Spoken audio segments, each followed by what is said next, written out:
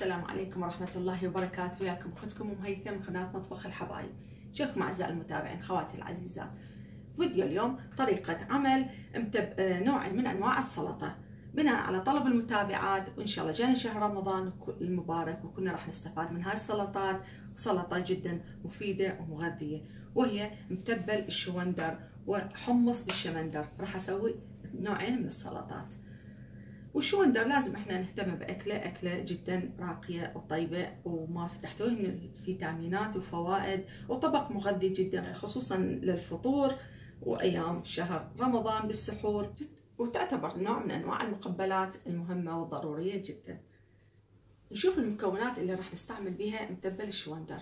عندي هنا شوندر مسلوق كامل مصفيته من المي، نصف ليمونة، فصين ثوم، نصف فنجان قهوة زيت الزيتون، فنجان قهوة لبن أو يوغورت أي نوع من اللبن، نصف فنجان قهوة راشي، والبقدونس للتزيين، الملح حسب الرغبة، فلفل أسود. حبيت أنوه البنات إنه الراشي أنا أسويه بالبيت، طبعا سهل وغير مكلف خصوصا للمغتربين اللي عايشين خارج العراق. أشتري نصف كيلو من هوبر بيورو 20 تقريبا، ويا الزيت يكلفني يوروين، وهي شيشة تنباع ب9 يورو أو ب8 يورو. فاللي يحب يرجع على الفيديوهات القديمة، أنا مسوية طريقة عمل الراشي، وألف عافية. نبدأ وياكم طريقة العمل.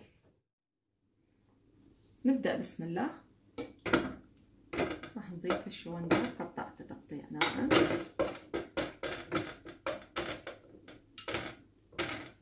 نكتفي بهالمقدار. راح اضيف فصين الثوم، راح نضيف الملح حسب الرغبة والفلفل، راح اضيف كل المواد، راح اضيف الزيت، الراشي،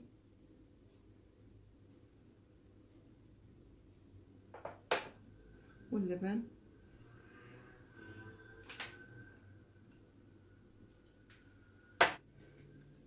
وعصير ليمونة. راح نضرب المواد كلهم بالخلاط لحد ما تنعم ويانا.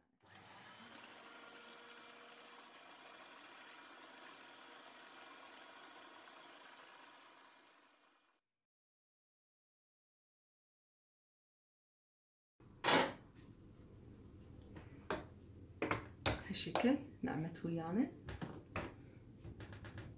شوف نضبط الملح مالتها والفلفل والحامض، ونشوفكم بصحن التقديم. راح نسوي السلطة النوع الثاني، حمص وطحينة بالشمندر أو بالشوندر أو حمص بالشمندر. خلينا نشوف المواد اللي راح نستعمل بيها. فنجان قهوة راشي، راح نستخدم الشوندر أو شمندر 3 أو 4 قطع. كوب حمص مسلوق، إذا احتاجينا مي راح نستعمل، عندي مي هنا. نصف ليمونة، عصير نصف ليمونة، 3 فصوص ثوم، وانتو تتحكمون بالثوم تقللون او تزيدون براحتكم. ملعقة شاي كمون، لان الكمون يتناغم طعمه مع المتبل، يتناغم طعمه مع الحمص بطحينة او حمص بالشمندر. فلفل اسود وملح حسب الرغبة. ونبدأ بسم الله. راح نبدأ بسم الله. طبعا هاي الماكينة عندي كلش قديمة بس اعتز بيها لان شغلها كلش حلو سريعة.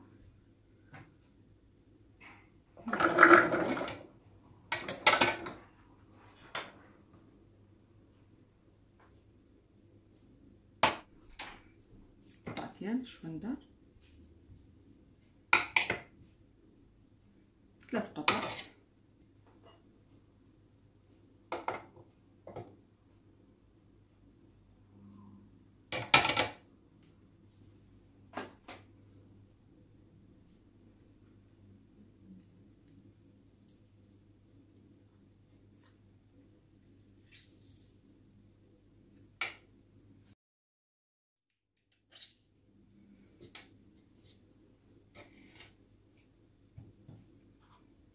أضيف الراشي،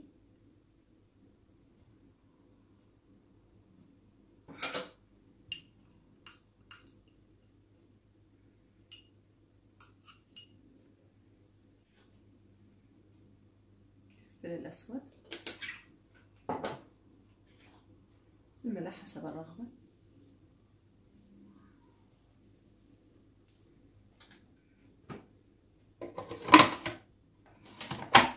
راح نضربهم بالخلاط ونرجع وياكم.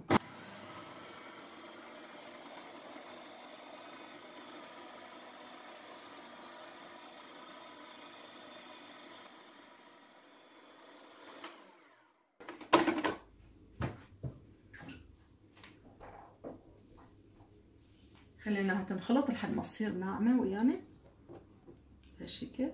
طبعا الريحة روعة. والملح والحامض والفلفل كله اختياري، تقدرون الزيتون تقدرون تنقصون. وراح نشوفها بصحن التقديم.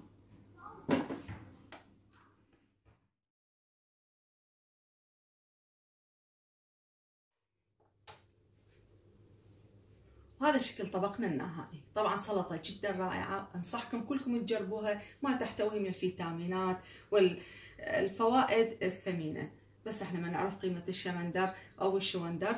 ان شاء الله عجبتكم الوصفة، اتمنى كلكم تجربوها وتقولوا لي شنو رايكم. زينتها بهالشكل بالبقدونس وزيت الزيتون، وهنا بالطماطة، واي شيء تحبوا المكسرات تزينوه هذا اختياري. وان شاء الله فيديو اليوم نال اعجابكم. لا تنسوني من الدعم والمشاركه وتعليقاتكم الحلوه، واللي ما مشارك خليه يضغط زر الاشتراك ويفعل الجرس ويشير مع الاهل والاصدقاء. وسهامكم العافيه، جربوها وقولوا لي شنو رايكم. جدا جدا رائعه. بالعافيه.